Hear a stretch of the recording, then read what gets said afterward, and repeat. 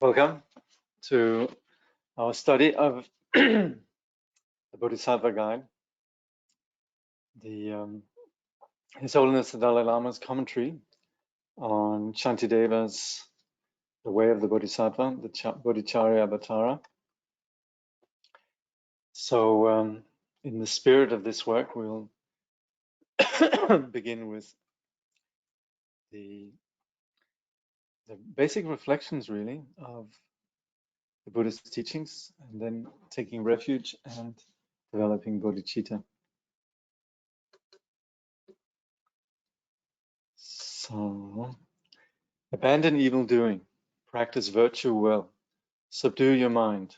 This is the Buddha's teaching. Like a star, an optical illusion or a flame, a magical illusion, a dewdrop or a bubble, like a dream, a flash of lightning or a cloud, so should one consider all compounded things. In the Buddha, the Dharma, and the Supreme Assembly, I take refuge until I attain enlightenment. Through the merit of practicing generosity and so on, may I attain Buddhahood for the benefit of all beings. In the Buddha, the Dharma, the Supreme Assembly, I take refuge until I attain enlightenment. Through the merit of practicing generosity and so on, may I attain Buddhahood for the benefit of all beings. In the Buddha, the Dharma, and the Supreme Assembly, I take refuge until I attain enlightenment. Through the merit of practicing generosity and so on, may I attain Buddhahood for the benefit of all beings. So, presently then, in our study, we're actually at the conclusion of the book, which makes me realize I need to get my act together with regards to announcing the next study that's coming up, which actually already will be within I don't know, a few weeks, I think.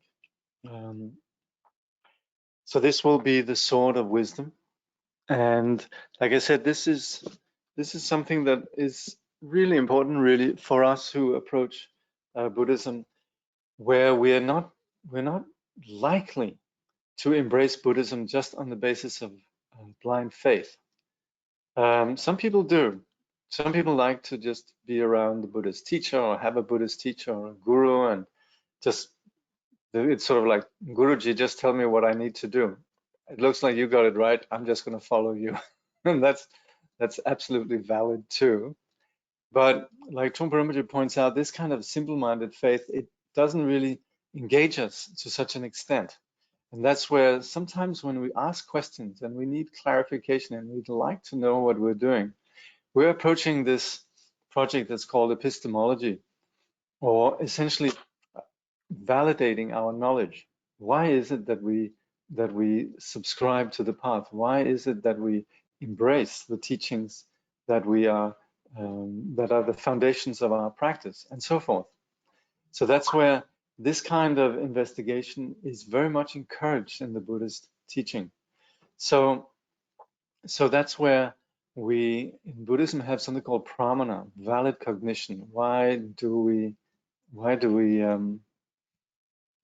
assert and accept certain propositions? You know, why do we accept that the world is round and not flat? Well, in fact, that actually comes a lot from us trusting authorities. Because if we look around, sort of as far as the eye goes, it seems to be pretty flat, right? But we trust authorities. But we also trust the fact that the Buddha says, you know, whatever is compounded is impermanent, because we can actually perhaps not directly see it, but we can also infer it. We can see, yes, things do come apart. That's also pramana. And then also we know what's happening in our mind. We can directly observe how anger arises in our mind. We can see the value of practicing patience. And so much of what we've talked about here in the Way of the Bodhisattva is something that we can validate on the basis of our own direct experience. So it does fall into also within you could say, the parameters of what we accept as science, something which is verifiable or falsifiable, something that we can directly observe, and on the basis of that we can apply reasoning to understand things. So that's very much encouraged in the Buddhist teaching. So this study is going to what we're studying next, Jamgon Mipan Rinpoche's, the Sword of Wisdom, is then this kind of study where we'll be in more depth. We'll be looking at what do we mean with the two truths? How do we validate knowledge? And how do we understand our perceptions? How come we would say they're empty? And how come in the case of the Vajrayana, we say that our own nature and the nature of the phenomenal world is pure? So these kind of topics will be discussed, and this comes from a quite succinct work from Jamgon Rinpoche. It's I think 108 slokas, 108 verses, and then with a commentary, we have a commentary then from a great Khenpo Palden Sherab, who lived and taught in Tibet and in India and eventually also in the US. So so we look at this. This is then published as Mipham's Sword of Wisdom. So you can get this as a Kindle. You can also get this, from Amazon, from your local bookseller, and so forth. Anyway, there'll be an email going out, and those of you who are part of this course, you'll get a special invitation for this. So then, anyway, coming back to the topic at hand, which is then the 9th chapter of the Way of the Bodhisattva, the chapter on wisdom, where we looked at last time, really the first verse where Shantideva says, referring to everything that we've discussed so far, all these branches of the doctrine, the enlightened sage expounded for the sake of wisdom. Therefore, they must cultivate this wisdom who wish to have an end of suffering. So again, this wisdom is about us looking and seeing clearly. It's a bit like when we're the example with the snake and the rope. It's through looking that we can actually see, no, there is no snake. There is in fact just a rope. The projection onto the rope was an error. It was a mistake. So the same way, the way that we solidify the sense of self, the sense of the phenomenal world, is an error. It's a cognitive error.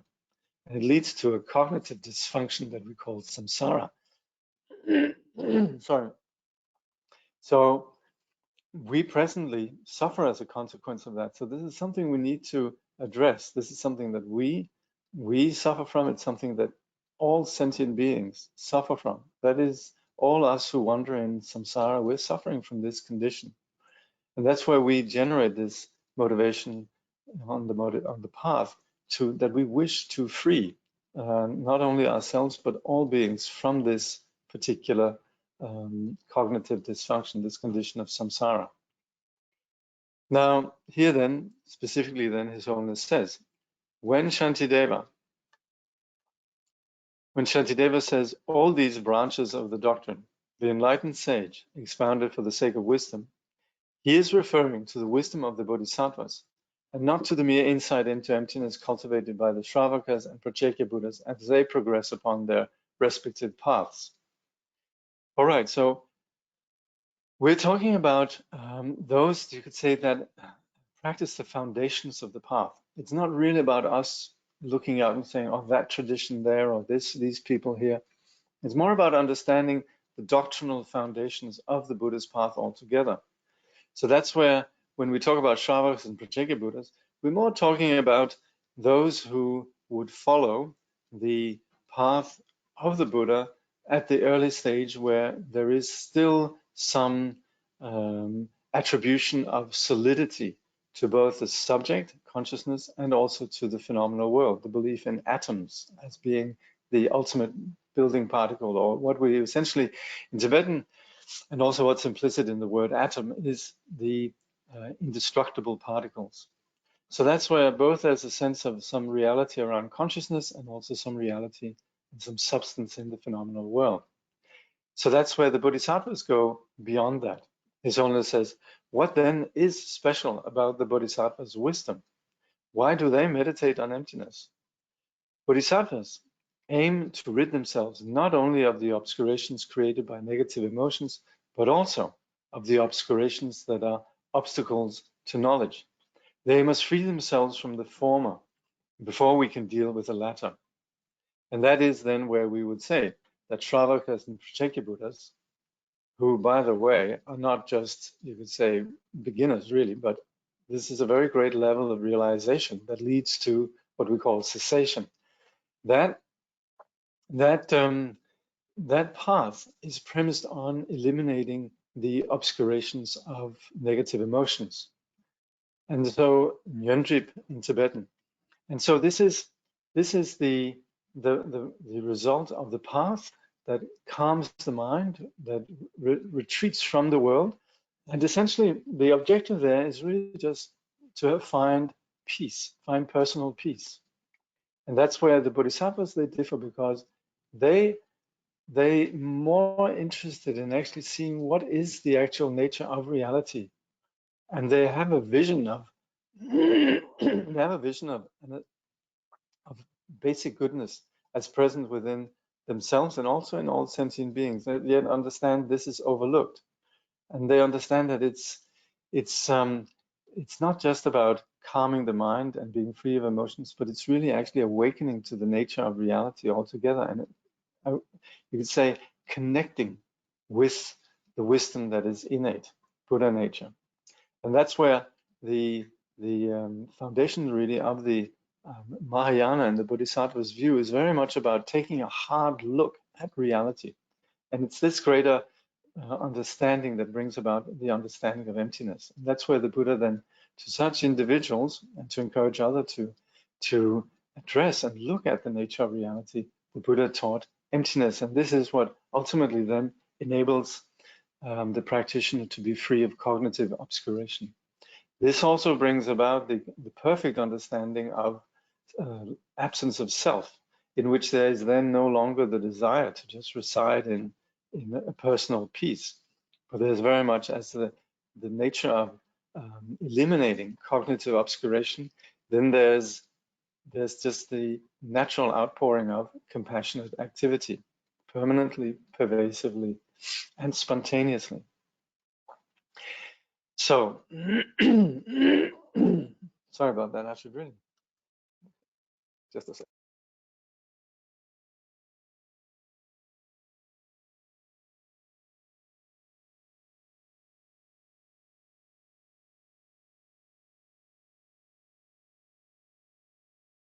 So,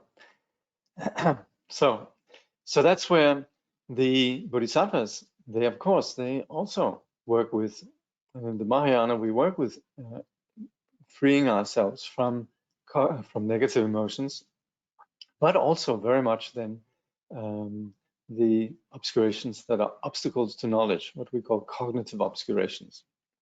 So His Holiness says they must free themselves from the former before they can deal with the latter. We need to first eliminate or be free, at least to some extent, of the negative emotions before we can begin to properly understand the obscurations of that are the cognitive obscurations. So then His Holiness says, nevertheless, it may be said that in certain circumstances, negative emotions provide the occasion for a good result, as when cherishing of others arise through desire. So that's why we have a whole realm of caring for others. It can range from the sort of amorous desire, loving someone else, wanting them very badly, to also just caring. And also sometimes there can be an anger about the unjust and so forth. And so that's where we have examples in the life of the Bodhisattva and also in the life of many great masters, where a master might display sort of various degrees of emotion, but very much, you could say, tied up with an insight, so that this emotion is not like misguided or self-centered or in any way, you could say, limited, but very much is something that becomes constructive. And so that's where His Holiness quotes then this Tibetan proverb, where he says, as the proverb says, foul sewage from the city of Serkya fertilizes the fields of sugarcane.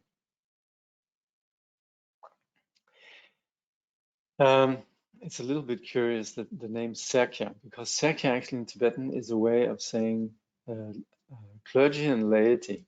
I'm not sure if that's the implication here, but it also would cover, you could say, all the varieties of humans. Anyway, His Holiness continues, in fact, however, the Bodhisattva's real enemies and the greatest hindrance in their work for others are the obscurations that veil omniscience, the cognitive obscurations. But since these consist in the residual traces left by negative emotions, it follows that the latter must be abandoned before the obstacles to knowledge can be removed. So the cognitive obscuration is something that is tied up with the basic cognitive obscuration. So as long as there is the negative obscurations, the anger, the jealousy, the greed, desire, all of these, as long as they're there, they are very much sort of holding that basic cognitive obscuration. They're sort of creating the ground for them to stick around. They're sort of the glue that holds them there. So that's where it's necessary to first abandon these before one really gets to the more subtle project of eliminating the cognitive obscurations. That's also why we see in the 3 trainings, we preface the actual cultivation of wisdom with first discipline and then samadhi, or lifestyle and meditation. And then that brings about, then you could say, creates the right circumstances for addressing the more subtle project of the of wisdom. And that's also where we can see that sometimes when we get involved in philosophy, then unless we actually at the same time also have a lifestyle of sanity and also a practice of meditation, then it really just becomes a very cerebral project. And as much as the ideas might be brilliant, they might not necessarily be that helpful in terms of actually transforming our being. So it only says, thus, when bodhisattvas meditate on emptiness, their aim is mainly to dispel these obstacles to knowledge. In order to do this, it's not enough simply to have an intellectual understanding of the subtle nature of things. The wisdom that dispels these obscurations must be supported by practices as generosity and the other paramitas. So when we cultivate wisdom on the Buddhist path, we do so on the basis of first hearing the teaching, critically thinking about the teaching, seeing how they fit with our particular, you could say, disposition and nature. And that's where then, once we have that understanding, then the practice of meditation then is the integration of that understanding. But that practice of sitting and essentially sustaining a space in which confusion doesn't really get a grip on us, that needs to be integrated in ordinary life. And that's where the ordinary confusion of self-centering is then countered by the practice of the 6 paramitas: generosity, discipline, patience, diligence, meditation, and prajna particularly. These practices, which are then what we practice when we're not meditating, they are essentially practices that take us out of ourselves, take us out of our self-centering. And as such, this wisdom of selflessness then becomes not just something we experience in meditation and sustain through meditation, familiarize ourselves through meditation, but also something that we begin to live in and integrate within our ordinary dualistic relative experience. So, so this is where the paramitas, they come in, and this is of course where they constitute really what you could say supports our practice of wisdom, which is then the accumulation of merit. So these 2, wisdom and merit, they go hand in hand. So the Padmakara people here say, hold on, let's get my mouse to behave. So with regards to this understanding of emptiness, then needs to be supported by the practices of the paramitas. They say this is because the mind must be supported and strengthened by an enormous stock of merit in order to be able to realize emptiness. So for us to truly realize emptiness, this requires a complete engagement of all aspects of our relative reality as well. And that is where we accumulate then the gathering of merit. In talking about, Zona says, in talking about generating wisdom to put an end to suffering, Shantideva is referring to the suffering of all beings. After all, this text is about the activities of the Bodhisattva. And have we not recently discussed what is wrong with cherishing oneself and why it is important to think of others? And this we've discussed all across the board in the course of this study, but also particularly then towards the end of the chapter on meditation, we had quite some extensive discussion around the flaws of succumbing to our ego's domination. So it only says, when generosity and so forth are practiced as paramitas, when generosity and so forth are practiced as paramitas, are practiced with an understanding that the subject, object, and action itself are devoid of true existence, these acts become very profound and completely transcend ordinary generosity and so on.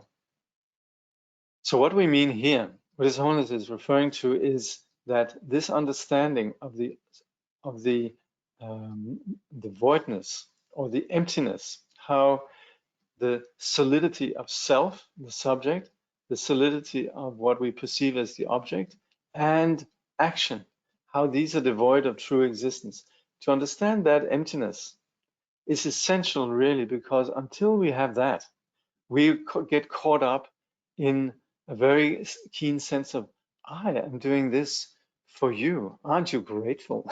That's where the expectations and the strings are attached. We're very much thinking in terms of, here I am working for all sentient beings, and they aren't even thanking me. Or if they do thank you, then it's like the ego then swells even further. Oh yes, well you're so, no, don't mention it, that's not going to be helpful. And that's where, for this truly to have it become genuine generosity, genuine discipline and patience and so forth, then we actually need to understand that this whole drama around me and the drama around the projection of solidity onto other and the projection of reality around whatever we do in terms of generosity or the other parameters, that needs to be underscored by this, actually the sixth parameter, which is the prajna, what we're talking about in this chapter, wisdom. It actually sees that getting caught up in that drama around me, oh, I'm so interesting, wonderful, I'm so generous, I'm so this, that, and the other, that is perpetuating the cause of suffering. And to solidify the way that we do, that's a good person out there, that's a bad person out there, that person owes me, and so forth. These constitute the causes of suffering. So it says here, we need to, when we practice, when generosity and the others, the six parameters, and their practice, there has to be this freedom from that tie to the self, to the other, and to the action. And that's where then these acts, they become very profound and they really transcend ordinary generosity. Because ordinary generosity in this world is wonderful, even if it's still tied up with this duality. It's a good thing, but it generally comes with strings attached. I remember in my family, my cousin once forgot to write a thank you note after Christmas to an aunt of his, and he was a very great sportsman, and he had just had a great victory in the field. And he came in after having received, accolades from everybody, the audience and so forth. And he came up to my aunt who was attending this. And before he could even say a word, she gave him a huge slap on the side of the head and says, you couldn't even be bothered to write me a thank you note. This was in January, right? And he was supposed to, or maybe even February, who knows? But anyway, that thank you note was missing. But of course, this was probably good for my cousin and part of his further education, undoubtedly. I don't think he was a fairly grown-up lad at that point. I don't think he was severely traumatized. Certainly, he tells the story with good humor. But nevertheless, when we have it in the worldly sense, then very often there are these strings attached, yeah, you owe me, or I did so much for you, etc. Right? So it probably rings familiar for most of us, and we can see how much greater generosity is when it's not tied up like that. His Holiness says we should note that Shantideva talks about generosity first and places the topic of wisdom only at the end. He had a reason for this. In the Compendium of All Practices, which was also written by Shantideva, just before beginning his exposition of emptiness, he shows with numerous quotations from the sutras that the Buddha himself, before broaching the same subject, meaning wisdom, would speak about the unattractiveness and impermanence and about the nature of suffering. So that's how we understand the path in terms of first these three aspects. We talk about sometimes the 4 seals of the Dharma. The first 3 seals, what we call Tri Lakshana, are the sufferings, the teachings on anicca, impermanence, dukkha, suffering, and anatman, the absence of self. And so that's where the Buddha first really brought home the reality about samsara in those first 3 seals. They're all about samsara. And that's essential for us then to get to the 4th seal, which is the peace of nirvana, that which is beyond our ordinary experience. So that's where the Buddha began with essentially speaking about where we're actually at. And that's where all the teachings then address our relative experience and our relative fascination with our delusion. And that's where the Buddha taught, well, it's not that attractive. What you think is so wonderful, it's not going to last, and it's not going to give you ultimate happiness, I mean, it's not that the Buddha wants to be a party pooper, or there's somebody who's genuinely happy about their new car or their new love or their new career or whatever. And of course, you're not going to say, it's all evil. That's not that's not what we're saying. But there's a place where your heart goes out and this is not going to provide ultimate lasting happiness. And that's where this topic has to be sort of, the truth of that has to be broached first. You're going to have to spill the beans that this apparent sort of happiness is not going to last. And it's not that you don't want people to be happy, but you want them to become a bit wiser. And that's where the Buddha then initially talked about suffering, but also with the understanding that it can be removed and so forth. But the objective is to enable the practitioner to come home to the basic goodness that is no longer caught up in the naive assumptions. So that's where the Buddha began with this approach. So that's where His Holiness says, one might also think that the world of phenomena was the main subject of his teaching, for it was only in conclusion that he would say that things have no true objective existence. So that's where getting around to really pointing out the nature of reality, opening up this dimension of freedom, requires that initially we let go of some of our, you could say, hard and well cemented assumptions. So, His Holiness says there was, however, an extremely important reason for his proceeding in this way.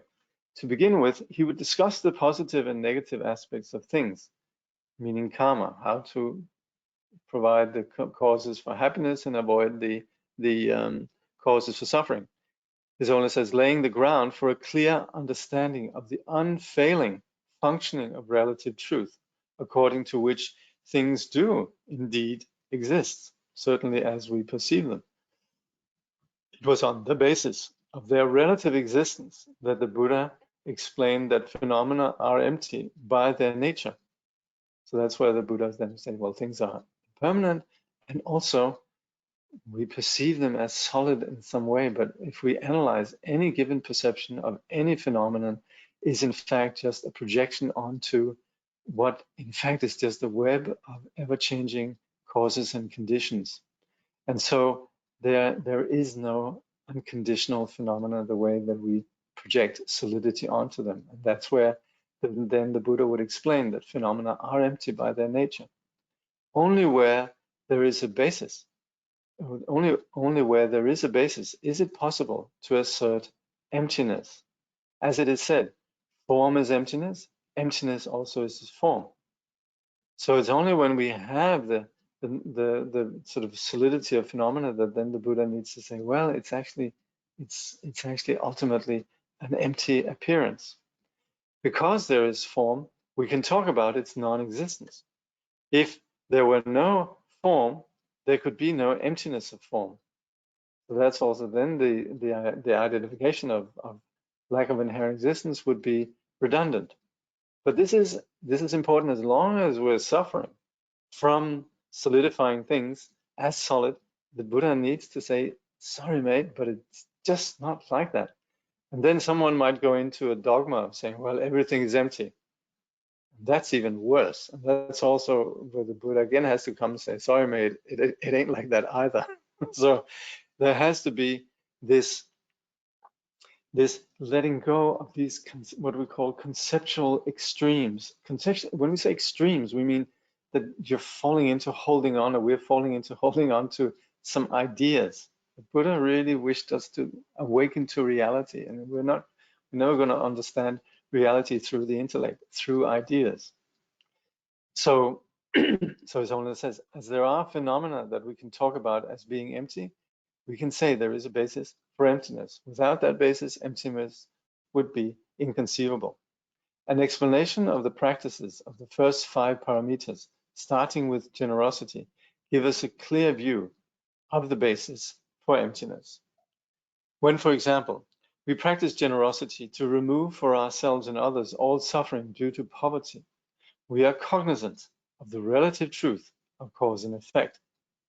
When it is subsequently explained that in absolute truth, all this is actually devoid of real existence, we are also firmly grounded in relative truth and thus protected from erring into the philosophical extremes of nihilism or eternalism. So once we have generated this practice of generosity and the other paramitas, then we have a good grounding in which we understand how our actions influence the relative phenomena. So we're no longer just looking at a phenomenal world in which we are helpless victims of circumstances, but we actually begin to understand how we are creating circumstances.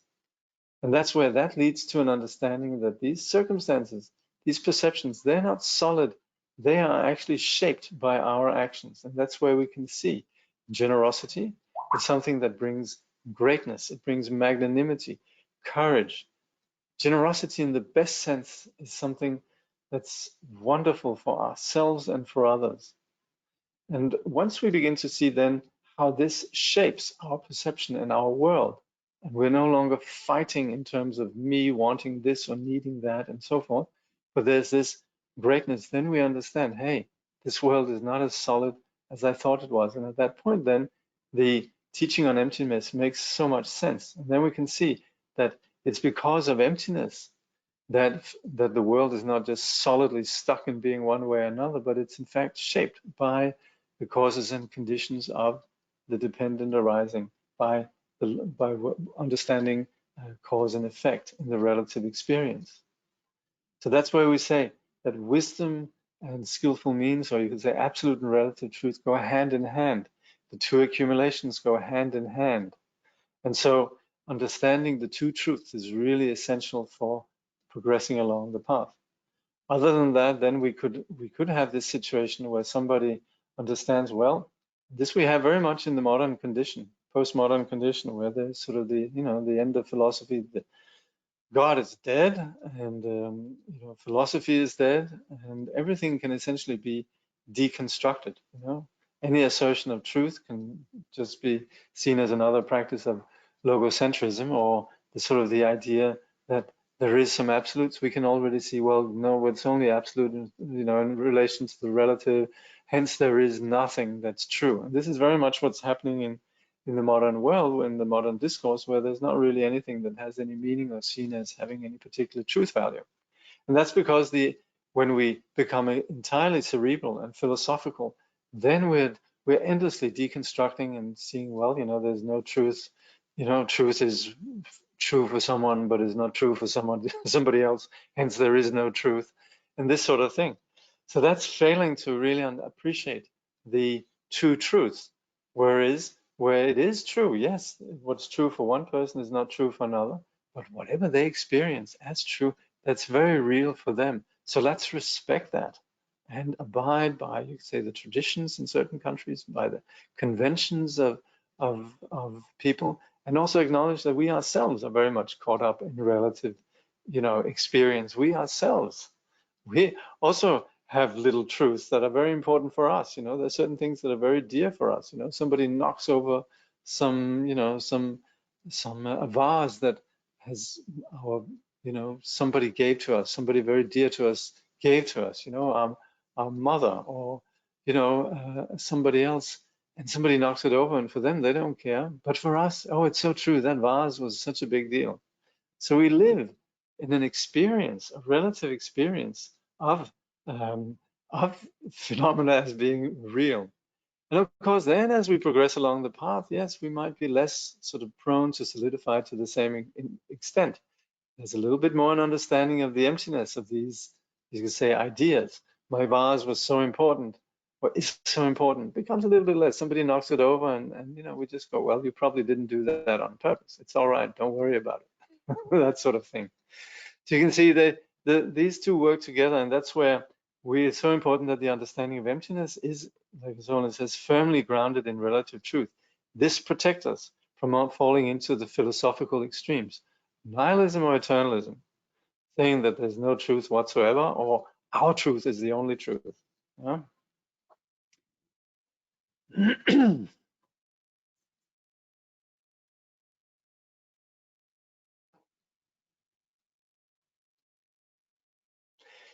So then the second verse from the 9th chapter says, relative and ultimate. So, okay. Relative and ultimate. These two truths are declared to be. The ultimate is not within the reach of the intellect, for intellect is said to be the relative. So this is the beauty. When you become less attached to the vase that your friend knocks over by mistake, that's not that you have a whole narrative going, okay, I'm a Buddhist, I should be patient, I should be that, which of course is all right, but that's relative truth. That's still just operating within the dualistic me trying to speak common sense into myself and say my friend didn't intend to knock over that vase and so forth. Absolute truth, that's not about the intellect. That's where there's a vast openness, or, progressively, increasingly vaster. There's an increasing degree of not being held by these concepts. A greater openness has nothing to do with the thoughts, has nothing to do with, a particular practice. It's simply just the openness that's beyond, the intellect, beyond the relative. But we're not saying that the relative is ridiculous or second-hand or whatever. We're just talking about it as, or second-rate. We're just talking about that presently we need to acknowledge that we have a relative truth, but also there's an understanding, there's a greatness that lies beyond our present experience. And that is then the absolute truth. And this we're cultivating, doing so very realistically, very pragmatically. And so the path operates with these two dimensions. So His Holiness says a distinction is made with regards to knowable things between the relative, conventional, and the absolute, ultimate truth. According to the root text, absolute truth cannot be perceived by the intellect. It's simply just not the scope of the intellect. As we find in the Prajnaparamita, the paramita of wisdom is inconceivable, inexpressible, and indescribable. It is not born. It does not cease. It is like space. Only the awakened mind can comprehend it. Before the mother of all the Buddhas, I bow down. So this you will see quoted many, many times. And this, of course, is what we how we praise this nature, which is like a mother of all the Buddhas, in the sense that it's this open dimension that is there, and it's through seeing that then enlightenment is born. And the Vajrakara Sutra, the Vajracchedika says, the absolute nature of the Buddhas, the absolute body of the spiritual guides, cannot be understood by the intellect. So it's also in the Vajracchedika, the Buddha says, if you think of me in terms of someone who has come into this world, who is someone who teaches, if you think that is how you're going to understand the Buddha, you will miss who the Buddha truly is.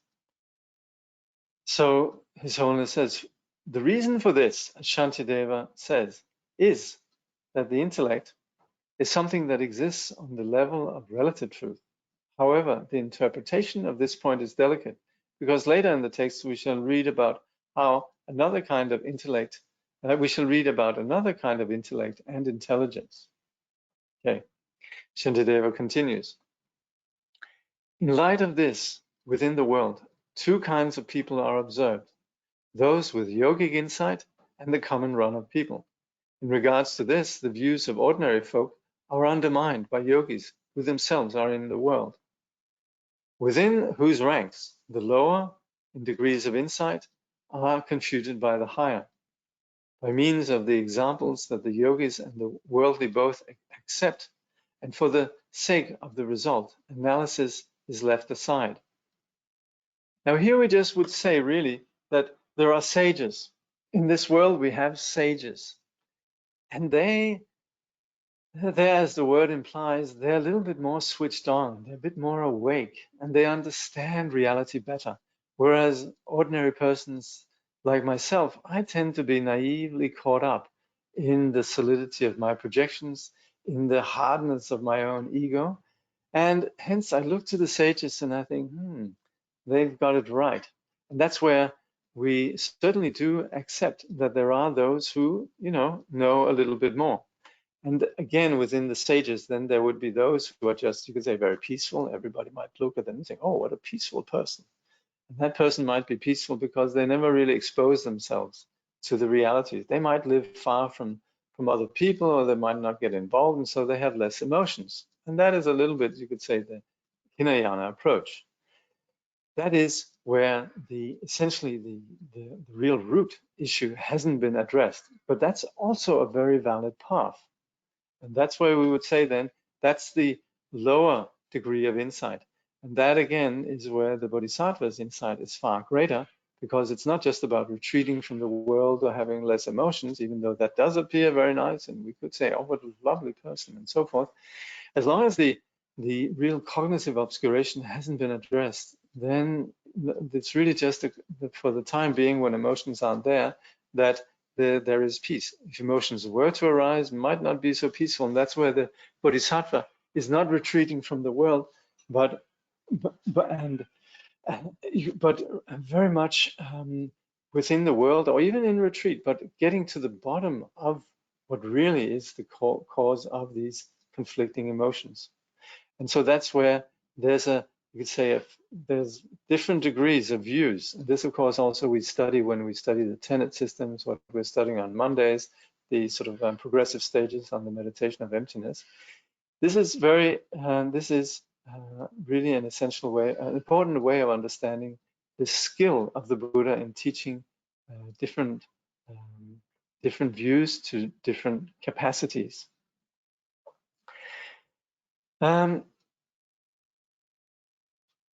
By means of the examples that the yogis and the worldly both accept, and for the sake of the result, analysis is left aside. Okay, let's stop here. And I would like to say, I'm going to go over this again, just because the last two lines, I'm just going to have to check what is meant by that, read up on some of the commentaries to fully understand, and maybe it'll come in what follows. But since it's 1:45, let's just see if there's some questions. There's not any questions. Well, then we might actually continue and see. Anyway, what's the difference? What difference is there between the deconstructionism and Madhyamika? Does Madhyamika deconstruct all conceptual thinking? Yes, it does. but it doesn't leave you with just the idea, well, then there's nothing. And that's what unfortunately happens in, you could say, postmodernity, is that we have the idea, well, there's not really any truth with a capital T, in the sense that, nothing really has any values. Deconstruction is saying that anything that we construct as being more sacred or holy is really only a construct on the basis of what is seen as being less holy or less important. So there is no real absolute construct. And you could say, yes, Madhyamaka says that too, but they understand. They have the two truths. They understand in the relative experience, then there's certainly a big difference between whether we have 3 meals a day, whether we are alive or not, whether the ones that we love are healthy and happy. That's a huge thing. If you're sick and you become well, people say that's really good that you're well. They don't just say, well, you being well is just a relative construct. So that's where the problem with deconstructionism is essentially that it's philosophy that's, you could say, disconnected from experience. And that's where we have what then becomes the extreme of nihilism. Okay, so we have a look at this text. It's the last 2 lines here that I'm not entirely a bit shaky about. Let's see what it says. When the text speaks about insight or intelligence, it is referring to the understanding of lack of true existence. In the use of discriminating wisdom to analyze phenomena, the different schools gain different levels of this understanding, and those with more advanced philosophical views confute with those with less advanced views. So this is where we would say, the lesser view really that understands a degree of selflessness is very helpful in terms of having less emotional obscurations, but it still fails to get to the very bottom of confusion, delusion altogether. So that's where we say that's where we have a lesser view, and the more advanced view is then when we go deeper and to get to the bottom of what causes delusion. So that's where we would say that view of emptiness, the greater view of emptiness, it trumps, if you like. It has more power than the view that we just want to avoid the emotions. Now, Zona says, again, there are 2 kinds of discriminating wisdom. One discriminates things concerning relative truth. That, of course, is where we understand in relative truth how to interact with the world on the basis of caring for others and understanding how others see things, compassion and compassionate engagement with others. And the other discriminates things concerning absolute truth.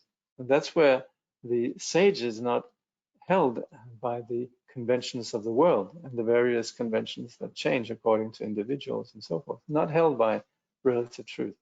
Here in the text, insight or intelligence refers to discriminating wisdom that analyze the absolute nature of things, and not intelligence in its more general sense concerning relative phenomena. So this is where the sage sees the nature of things. The sage actually might also have a fair bit of be a fair bit of street wisdom and being very practical. This very often is the case. But just having that kind of practical, practical wisdom is not necessarily going to bring about the insight into the absolute nature of reality. So his owner says, and if the verse is considered in terms of the profound path and the vast path, it is the profound path that is referred to. Okay, this is a bit more specific. That's where on one hand we're referring to the Yogacarya and we're referring to the Madhyamaka. And that's where we presently are talking more about the Madhyamaka. But that's a little bit you could say, specific to the discussions around these 2 tenets. It is said, into the entrance into the middle way, the introduction to the middle way, the Madhyamika Avatara, which Sansekhon Rinpoche for a number of years was teaching in places like France, Canada, and Australia. In there it says, one who is at the level of further to go has superior intelligence. So this is on the 7th bhumi. His Holiness says, when a Bodhisattva reaches the 7th level, which is called further to go, his intelligence surpasses that of a Shravaka or Pratyeka Buddha. Until then, Bodhisattvas on the 1st level upward surpass the Shravakas and Pratyeka Buddhas because of their family. Okay, that's more, okay, not because of their power of intelligence or their understanding of emptiness. Our family here generally refers to Buddha nature. Let's just see how this is understood. Come on. Hello.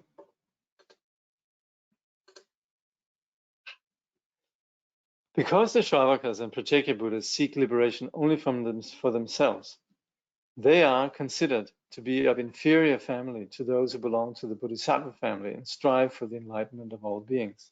Okay, so that's what's mean. So they simply their scope in terms of their action is less. Yeah, they don't have that we would say the Mahayana disposition hasn't fully awakened in them.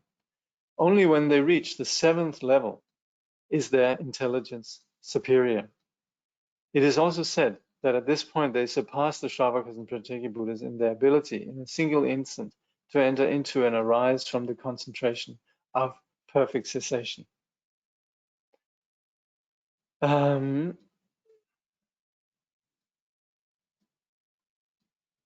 Okay, so we would say that the Bodhisattvas from the 1st to the 7th Bhumi, they're greater in terms of their aspiration to benefit all sentient beings, but their wisdom is not really, is not superior. Their understanding of emptiness doesn't quite compare. But when they reach then the 7th level, that is when then we would say wisdom, in the full understanding of wisdom, breaks open. And at that point then, they have various capacities in terms of the samadhis and so forth that His Holiness is referring to here.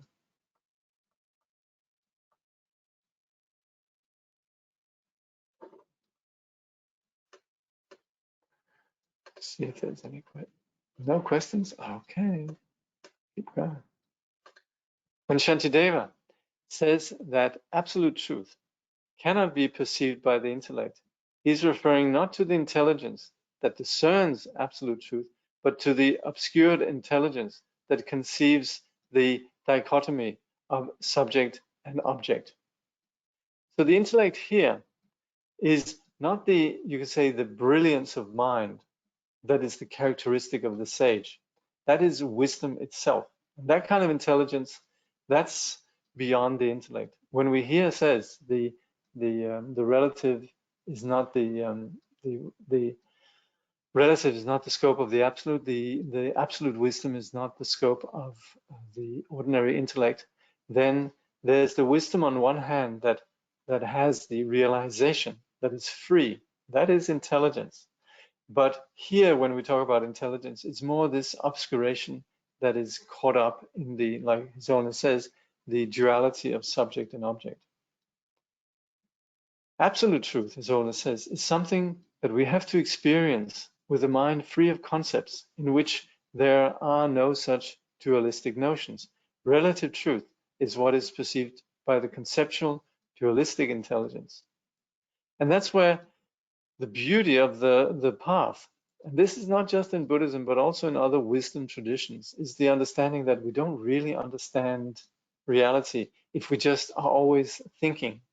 And that's where there's a huge difference between Western philosophy, which is all about thoughts, ideas, language, and so forth, and where it's endlessly zigzagging from what you go one extreme to the other.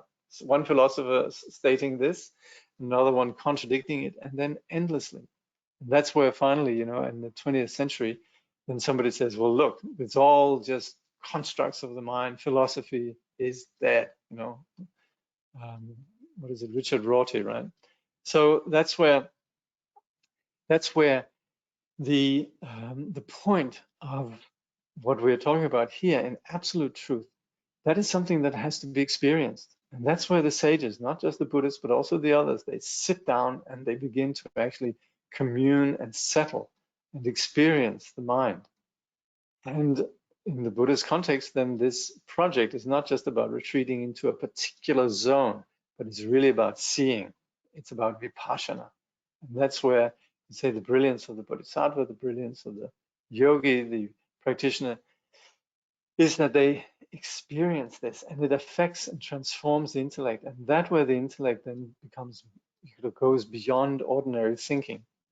And that's where then it is beyond the ordinary concepts, the dualistic notions.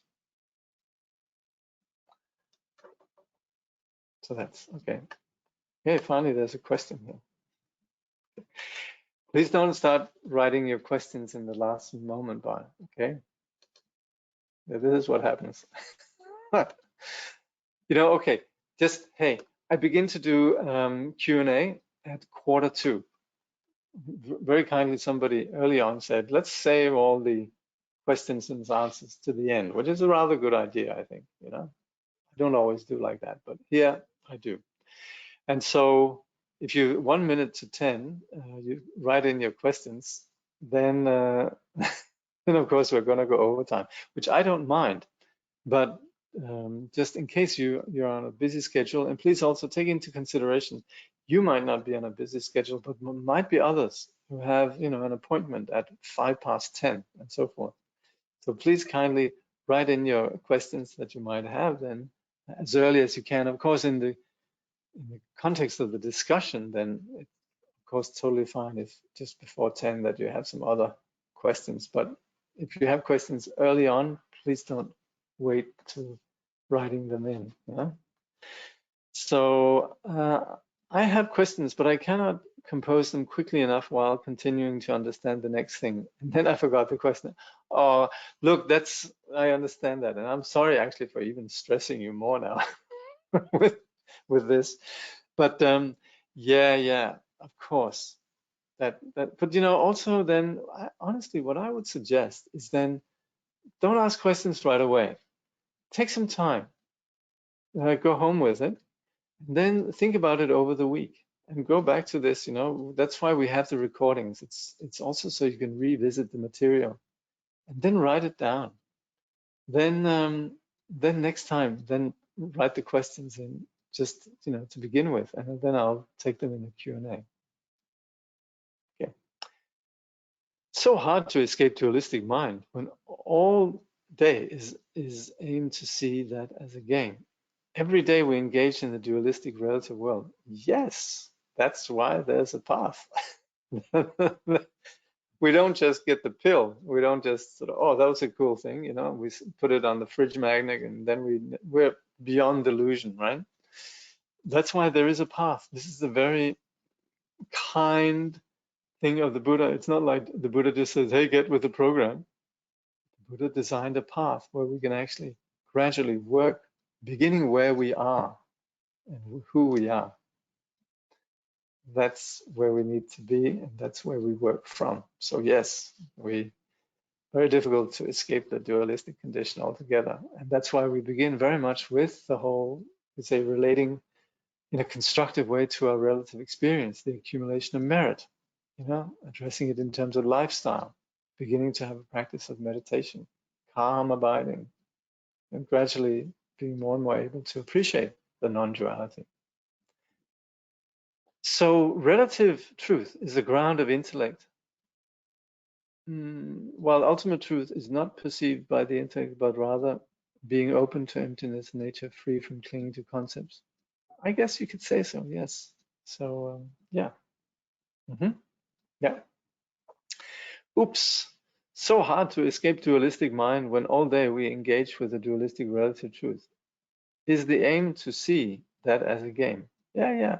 That's where in terms of, you could say, increasing our vipassana, increasing our wisdom, yes, then we see everything in terms of just an illusion, magical display, like a dream and so forth. And that doesn't make us vague. That's where we actually have less, you could say, worry with regards to the phenomenal world. We have less hope and fear, and we can actually relate more wholeheartedly to taxes, to our spouse, to our neighbor, to the car breaking down, and so forth, when there is this sort of spacious quality, we're more prone to directly perceive the vivid quality of our reality rather than sort of be caught up in our angst around what's going on. So this view of seeing everything as a game or as an illusion is very helpful in terms of relating to the practicalities. And it's interesting, we begin to see more and more how these two realities are inseparable. Haha, this is like my counseling sessions where clients tell me a major drama 1 minute before finishing. Yes. Anyway, yes, but do come back next week. We have an appointment next week at 9, and we'll continue our discussion then. Yeah, good. All right. It's only 2 minutes past. What am I going on about? We can do it. So it works out. Anyway, like I said, yeah, write down any questions you might have, and you know, and write them in right at the beginning, and we can, sometimes even it becomes a good actually starting point for next week's discussion, because it's where we ended it, so it sort of opens up and creates a sort of a good, you could say, logical continuation for the next part. All right. Thank you so much for your interest in the subject matter.